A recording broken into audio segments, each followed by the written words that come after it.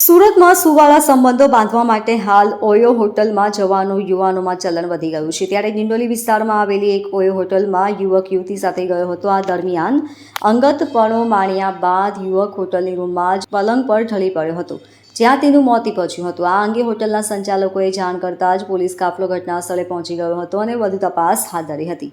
મળતી વિગતો મુજબ ડિંડોલીના એક ઓયોમાં મૂળ બિહારનો વતની એવો તારીક અનવર એક યુવતી સાથે પહોંચ્યો હતો।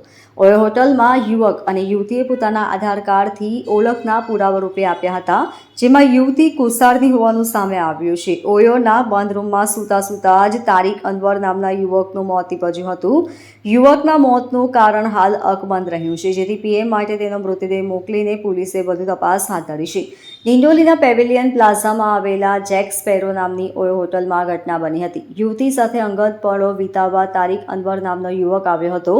શારીરિક સંબંધ બનાવ્યા બાદ તુરંત જ યુવક પલંગ પર ઢળી પડ્યો હોવાનું તપાસમાં સામે આવ્યું છે, જેથી તાત્કાલિક ઓયો હોટલના માલિકે 108 પર ફોન કરતા 108ના કર્મચારીએ ઘટના સ્થળે તેને મૃત જાહેર કર્યો હતો।